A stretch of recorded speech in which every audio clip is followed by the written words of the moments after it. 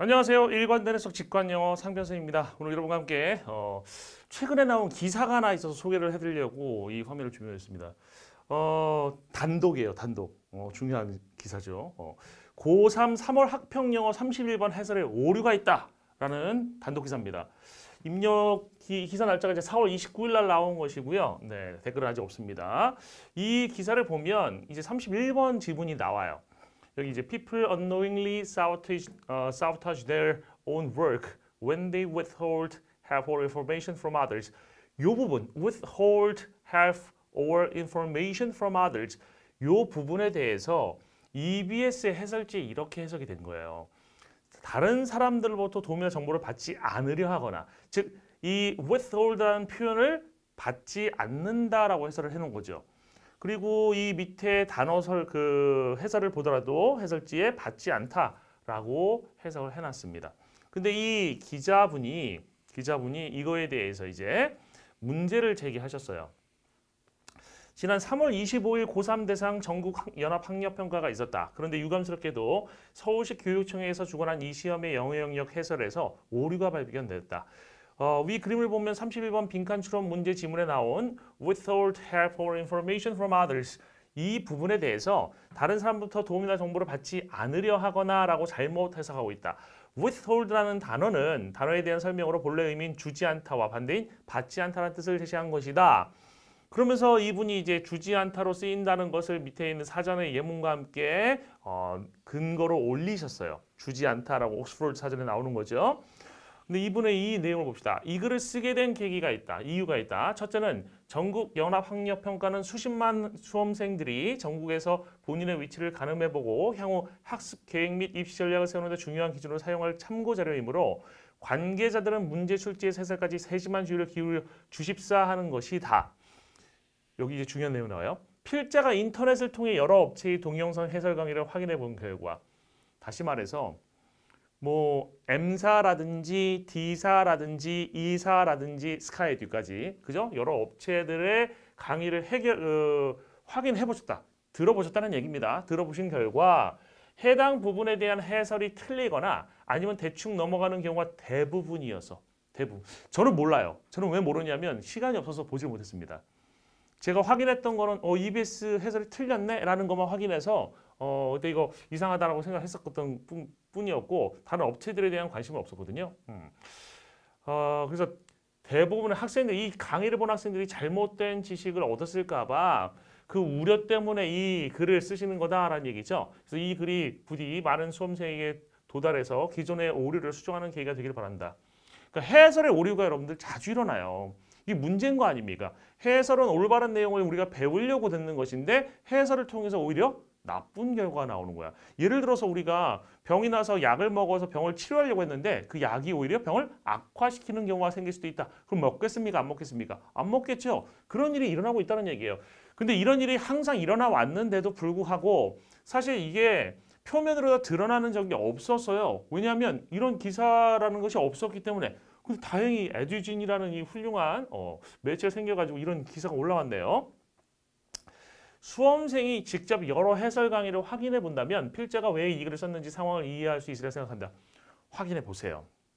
가능하면 다 확인해 보셨으면 좋겠습니다. 해설 강의에는 강사의 진짜 실력이 그대로 드러납니다. 아시겠어요? 해설 강의는 그리고 똑같은 내용을 가지고 해설하는 거기 때문에 강사들 비교하기 쉽지 않습니까? 꼭 보셨으면 좋겠어요, 여러분들. So withhold가 왜 하필 to가 아니라 from과 함께 쓰이는지에 대해서 이 from이 쓰이는 게 비에게를 주지 않다는 의미로 쓰이는 것이 탐색해 보기를 권한다라고 설명을 해놓으셨어요. 부가적으로 얻는 소득이 있을 것이다. 공부된다는 얘기입니다. 이걸 보시면 이분 쓰신 분이 대단한 분이죠. 네, 전공하신 분이고요. 그 다음에 EBS 직접 연계 검토위원, 검토위원 이런 분이십니다. 근데 이 기사가 나오고 나서 이걸로다가 이제 모든 그 잘못된 내용이 수정되면 좋았을 텐데 이거에 대해서 또 문제를 제기하는 사람들이 있었나 봐요. 그래서 이분이 5월 3일자로 얼마 안 됐죠? 5월 3일자로 해설 오류에 대한 또 다른 설명 기사를 냈습니다. 봅시다. 앞선 기사에서 고3 3월 학평 영어 31번 문항의 해설 오류를 지적한 바 있습니다. 이 지적에 의문을 제기하는 독자들이 계셔서 자세한 설명을 해드리고자 합니다. 그러니까 이 사람들이 그런 거죠. 아니 내가 좋아하는 선생님이 해설을 이거를 받지 않는다고 했으면 받지 않는다가 맞는 거 아니야? 주지 않다가 아니라? 그러면서 학생들이 문제를 제기했겠죠. 그래서 선생님들이면 이 정도 했으면은 문제 제기하지 못합니다. 그래서 이분이 이거에 대해서 문제를 쫙 제기하면서 왜 주지 않다라는 의미로 쓰이는지를 그 구조에 의해서 그 예문과 함께 그 근거를 쭉 대신 거예요. 그죠? 쭉 대신 겁니다. 됐습니까? 뭐 with라는 접두사의 의미가 back이나 away를 의미를 갖기 때문에 withhold라는 것은 keep back, 뒤로다가 유지하고 있다, 잡고 있는다 라는 뜻이다. 뭐 이런 어원까지 설명하면서 withhold가 주지 않다라는 의미인 이유를 쭉 설명을 해 놓으셨어요. 친절하시죠? 그런데 이미 3월 모의고사의 해설 강의에서 제가 이 부분을 명확하게 설명을 했습니다. 보시죠. 사람들은 모르면서 사보타지한대요. 방해한다는 거야. 그들 자신의 일을 방해한다는 거야. 그러니까 사람들이 자기 자신의 일을 방해한다는 거야. 회방문다는 얘기야. When they withhold helpful information from others. 잘 드세요. 그래서 withhold라는 것을 어떠한 그 해설 강의에서 뭐라고 얘기했냐면 도움이나 정보를 그들이 안 받을 때라고 얘기를 했거든. 땡. withhold는 주지 않을 때야. 알겠어요? 주지 않을 때야. 그들이 도움이나 정보를 주지 않을 때야. 뒤에 보면 이거랑 똑같은 표현이 나와. 알겠어요? 주지 않는다는 게 맞다는 게 나옵니다. from others 보세요. 동사 나오고 목적어 나온 다음에 from이 나오게 되면 이 목적어가 이 from 뒤에 있는 대상에서 멀어지는 거야. 그러면 주지 않는 거지. 어떻게 받는 거라고 해서 그럽니까 이걸. 이해됩니까? 그들이 주지 않을 때 도움이나 정보를 다른 사람들에게 주지 않을 때야. 이래서 안 줘. 그러면 멀어지는 거잖아. 멀리 유지하는 거잖아. from other. 다른 사람에게서 걔 안 줘. 이해됐어요? 이럴 때 제가 이 설명을 이제 하면서 뒤에 가서는 그 근거를 또 그 설명하는 부분이 있거든요. 근거를 설명하는 부분이 있는데 그 부분이 뭐냐면 이 부분입니다. 이 부분 잠깐 볼게요. 여기 보시면 When you give little or no help to others, 당신이 little or no help니까 그 help, 도움이란 걸 거의 주지 않거나 안 줄 때야. 그죠? 도움을 거의 주지 않거나 안 줄 때. 어디 갔죠? 아까 있었던 게 도움을 다른 사람들에게 주지 않거나 거의 주지 않을 때 이 내용하고 똑같은 내용이에요. 같은 색깔로 표현해 놓은 겁니다. 그러니까 문맥적으로도 도움을 주지 않는 것이 맞는 것이었죠. 이해되십니까? 해설 강의라는 것이 잘못될 수 있다는 그 가능성을 이 기사를 통해서 확실하게 느끼셔야 되고요.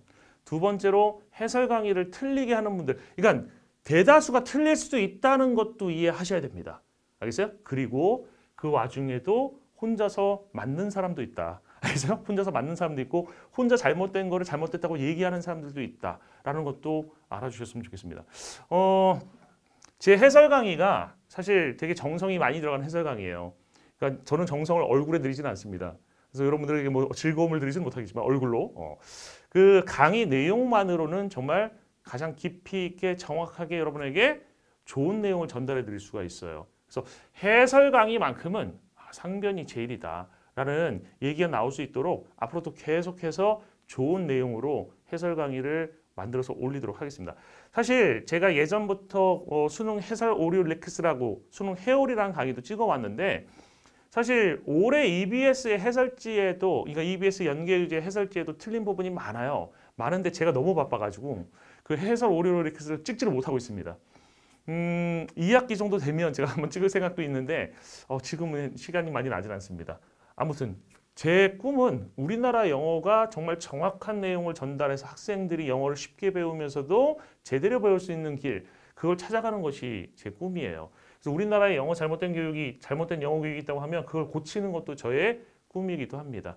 그렇기 때문에 저는 가장 좋은 걸 여러분에게 드리려고 노력할 거고요. 제 강의를 들어보시면 이 사람 진짜 믿을만하구나 라는 생각이 들으실 수도 있을 겁니다. 스카이 뒤에 그 강의 후기 보시면 어떤 학생이 올린 후기가 하나 있어요. 뭐냐면 그 학생은 그 해설 강의를 전체 업체들의 해설 강의를 한번 쭉 비교해 보면서 그 중에서 뭐가 제일 정확한지를 본 거죠.